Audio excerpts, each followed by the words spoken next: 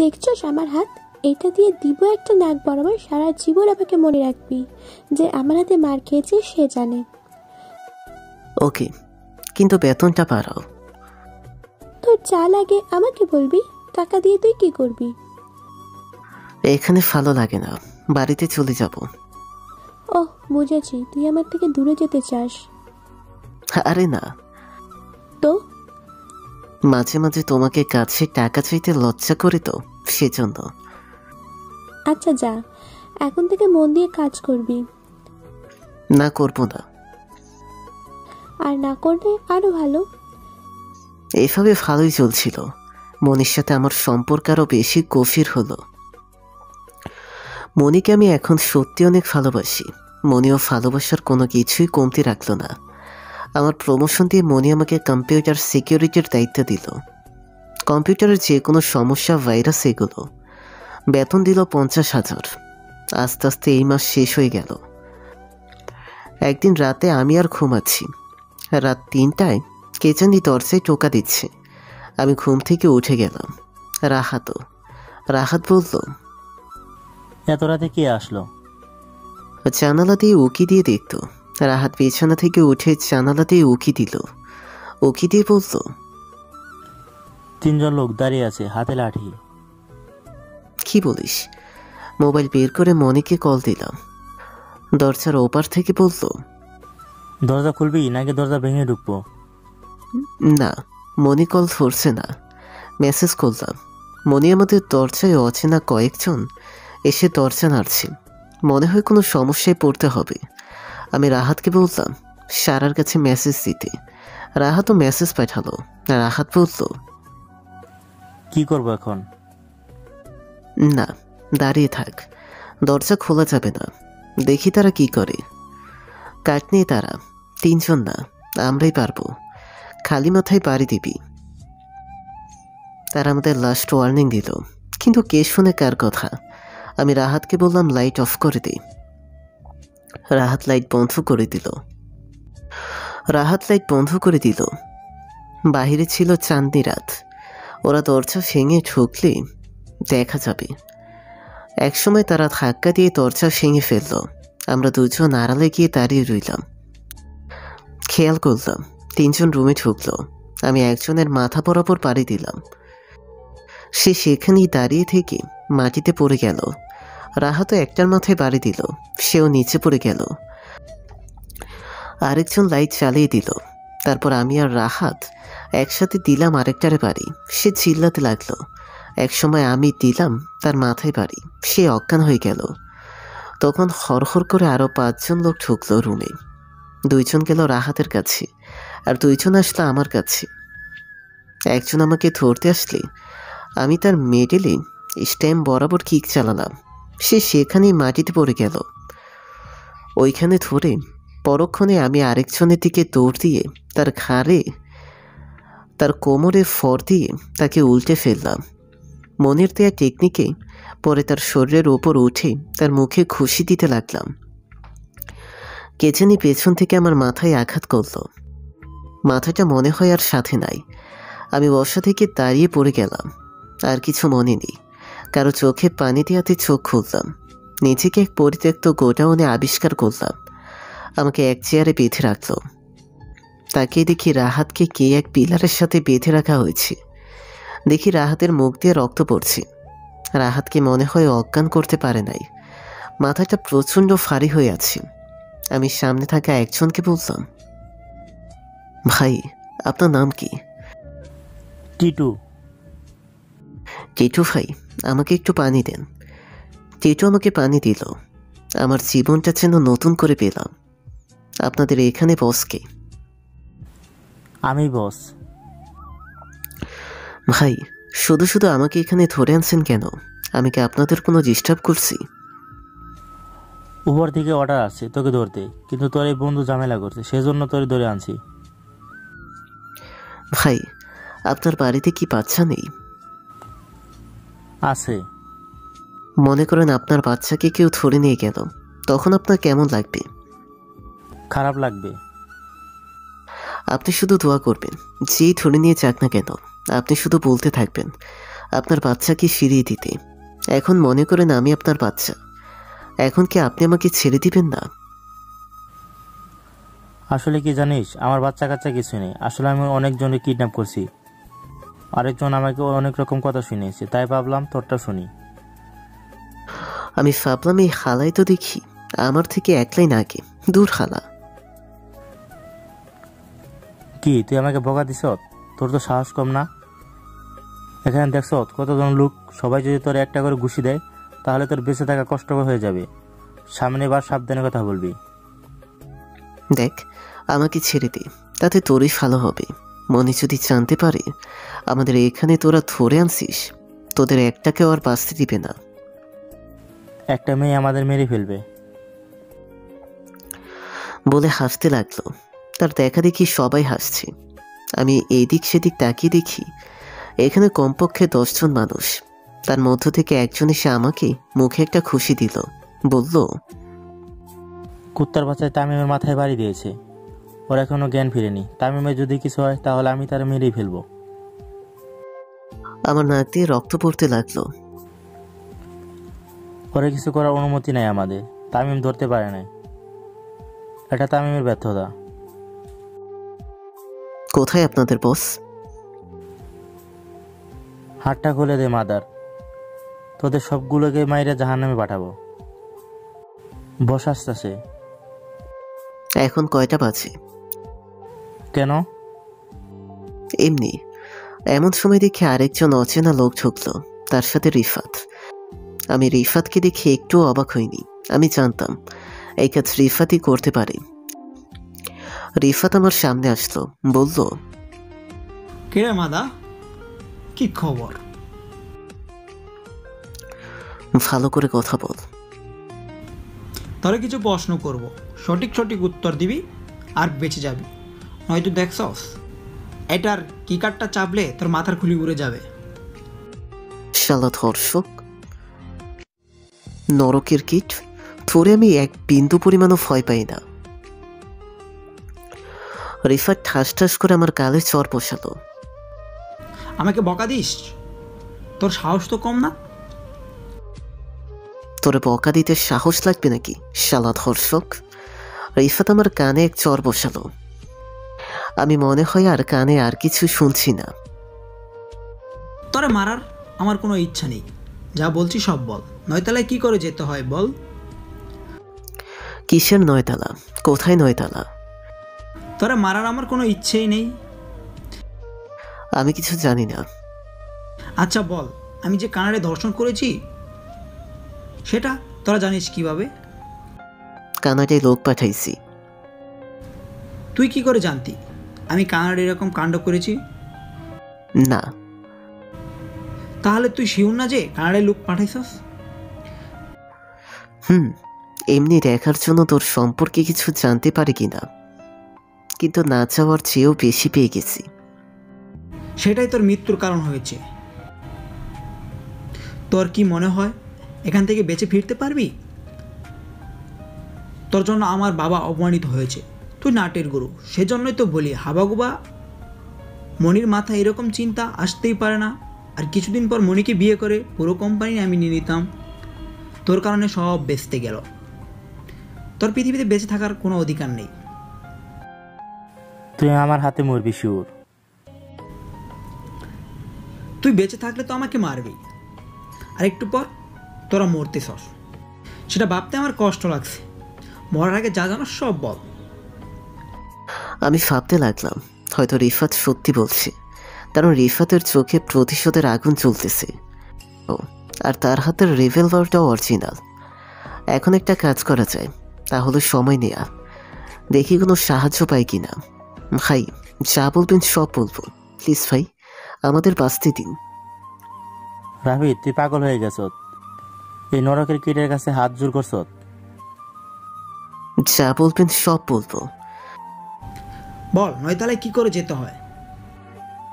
যেহেতু সারা রাহাতের গার্লফ্রেন্ড ছিল, অধিকাংশ সময় সারার আমার দেখা হতো। আর একদিন আমি সারার মুখ থেকে নয়তালার কথা শুনছিলাম। আমি কৌতূহলবশত সারাকে জিজ্ঞেস করছিলাম নয়তালার কথা। তখন সে যেটা বলল আমি তো বিশ্বাসই করতে পারছিলাম না। কি বলেছিল? সারা বলেছিল ওখানে নাকি প্রত্যেকটা জিনিস স্বর্ণের তৈরি, আর হীরার গ্লাস, খাটো বলে স্বর্ণের, মনের সব টাকা বলে সেখানে নষ্ট করে, আর সেখানে বলে অনেক স্বচ্ছ পানি। সেখানে একটা ঘড়ি আছে যেটার দামই বলে 200 মিলিয়ন টাকা। পরে লাস্টের সারা কি বলেছিল জানেন? কি বলেছিল? এগুলো সব মিথ্যা, একটাও সত্যি কথা না। দেখেন ভাই, মেজাজটা কেমন হয়। এটা শুনে রাহাত জোরে জোরে হাসতে লাগলো, আমিও হাসতে লাগলাম। রিফাতের চোখে মুখে তখন আগুন। রিফাত বলল, এই দুইটারে মেরে মাটিতে পুঁতে ফেল। এটা বলার সাথে সাথে আমার চেয়ার নিচে ফেলে দিল, আর কয়েকজন আমাকে মারতে লাগলো। রাহাতকেও এমন সময় একটা গাড়ির আওয়াজ শুনলাম। গোডাউনের দরজা ভেঙে ঢুকলো। দেখে এটা মনির গাড়ি। সবাই মারা থামিয়ে দিল। গাড়ি থেকে মনি আর সারা নামলো। তাদের ড্রেস কালো, কালো প্যান্ট, কালো টি শার্ট, কালো লেদার, আর মনি আর সারার হাতে হকি স্টিক। মনি সকালে ফুরফুরে মেজাজে ঘুম থেকে উঠল। রাতে রাফিদের সাথে কথা বলতে বলতে অনেক দেরি হয়ে গিয়েছিল, তাই আজকে ঘুম থেকে উঠতে দেরি হয়েছে। ঘুমটাও ভালো হয়েছে, আজকে ছুটির দিন। মনি ভাবছে আজকে রাফিদকে নিয়ে কোথাও ঘুরতে যাবে। কোথায় যাবে সেটাই সিদ্ধান্ত নিতে মনি ঘুম থেকে উঠে ফ্রেশ হলো। কাজের মেয়ে এসে কফি দিয়ে গেল। মনি এখনও মোবাইল হাতে নেয়নি, কারণ অন্যদিন হলে মনি রাফিদকে ঘুম থেকে জাগিয়ে দিত। কিন্তু আজকে ছুটির দিন উপলক্ষে মনি ভাবতে লাগলো একটু ঘুমাক। মনি কফি খেয়ে বেলকনিতে গিয়ে একটু ব্যায়াম করলো। তখন ঘড়ির কাঁটা 10টা ছুঁই ছুঁই। মনি দেখে সারা হতদন্ত করে বাসায় ঝুঁকছে। দেখে বোঝা যাচ্ছে সারা কাঁদছে। কি হলো মনি বুঝতে পারছে না। কেউ মারা গেল নাকি, নাকি কোনো সমস্যা হয়েছে? মনিকে ফোন না দিয়ে ডাইরেক্ট চলে আসলো। এসেই মনিকে চড়িয়ে ধরে জোরে জোরে কাঁদতে লাগলো। মনি কিছুই বুঝতে পারছে না কি হলো। সারার চোখ দিয়ে অঝরে পানি পড়ছে, মুখে কিছু বলতেও পারছে না। সারা শান্ত হ, কি হয়েছে আমাকে বল। রাহাতের কি হয়েছে? রাহাত আর রাফিদ কিডন্যাপ হয়েছে বলে আবার ফুপিয়ে কেঁদে উঠল। মনির পায়ের তলা থেকে মাটি সরে গেল। তাড়াতাড়ি মোবাইল বের করলো। দেখে রাফিদের একটা কল রাত 3টায়। পরে মেসেজ দেখলো। মেসেজ দেখে মনির পায়ের তলা থেকে মাটি সরে গেল। মনি বিছানায় শুয়ে ফুপিয়ে কেঁদে উঠল। কেঁদে কেঁদে সারাকে জিজ্ঞেস করলো, রাফিদের কি হয়েছে? আমি সকালে ঘুম থেকে উঠে দেখি রাহাতের মেসেজ। তারপর তাড়াতাড়ি রাহাতের রুমে গেলাম। গিয়ে দেখি কেউ নাই, ঘর লন্ডভন্ড হয়ে আছে। মনি কাঁদতে কাঁদতে বলল, সব দোষ আমার। আমি যদি ফোনটা ধরতে পারতাম তাহলে তাদের কিছুই হতো না। আমি রাহাতকে চাই, রাহাতকে ছাড়া আমি বাঁচব না। রাফিদকে ছাড়া আমি এই পৃথিবীতে তুচ্ছ। মনিও সারাকে জড়িয়ে ধরে অনেকক্ষণ কাঁদল। সারা ছোট বাচ্চার মতো কেঁদেই চলেছে। মনি কাঁদতে কাঁদতে বলল, রাফিদকে কে কিডন্যাপ করতে পারে? জানি না। রাহাত আর রাফিদের মোবাইল কোথায়? দেখে নাই। দেখ তো ওপেন আছে কিনা। নেই, অনেকবার ট্রাই করছি। এই বলে সারা আবার কাঁদতে লাগলো। মনের ভেতরটা চলে যাচ্ছে। মনের চোখ দিয়ে অঝরে অস্ত্র বের হচ্ছে। মনের কারণে আজ রাফিদের এই অবস্থা। মনি রাফিদকে এসব বিষয়ে জড়িয়েছে। যদি মনি রাফিদকে এসব বিষয়ে না জড়াতো তাহলে হয়তো রাফিদের কিছু হইতো না। রাফিদকে নিয়ে কত কিছু প্ল্যান করেছিল মনি। মুখটা হাহাকার করছে। মনের যে করেই হোক রাফিদকে ফিরে পেতেই হবে। এখনো হয়তো সময় আছে রাফিদকে বাঁচানোর। মনি সারাকে বলল, শোন, কাঁদিস না। তোর কষ্টটা আমি জানি। তুই রাহাতকে অনেক ভালোবাসিস। আমি তো রাফিদকে অনেক ভালোবাসি। রাফিদকে ছাড়া আমার জীবন মূল্যহীন। এত বড় কোম্পানি, এত টাকা পয়সা, সব কিছুই মূল্যহীন। রাফিদে একমাত্র আমার মন দখল করতে পেরেছে। রাফিদ আমার প্রথম ভালোবাসা। এখনো হয়তো সময় আছে তাদেরকে বের করার জন্য। তারা হয়তো আমাদের পথে বসে আছে। রাহাতকে আমি আমার জীবনের চেয়ে বেশি ভালোবাসি। তার জন্য যদি জীবন দিতে পারি তাহলে আমি নিজেকে সার্থক মনে হবে। আল্লাহ, তুমি রাহাতকে যেখানে রাখো ভালো রাখো। দেখ তো রাহাতের মোবাইলের লাস্ট লোকেশন কোথায় দেখাচ্ছে। ল্যাপটপ দেন। মনি ল্যাপটপ দিল। সারা লোকেশন বের করলো। দেখে রাফিদের রুম থেকে 1 কিলো দূরে লাস্ট লোকেশন দেখাইছে। রাহাতের একই জায়গা দুইটা। জায়গাটা আবার ব্রিজের ওপর, যেখানে দিনের বেলা জাম লেগেই থাকে। মনি বলল, তোর কি মনে হয় কে কিডন্যাপ করতে পারে? আমার সবচেয়ে বেশি সন্দেহ হচ্ছে রিফাতকে। তাকে আমরা কোম্পানি থেকে বের করে দিয়েছে। সে মনে হয় প্রতিশোধে আগুনে জ্বলছে, সেজন্য রাফিদের উপর প্রতিশোধ নিচ্ছে।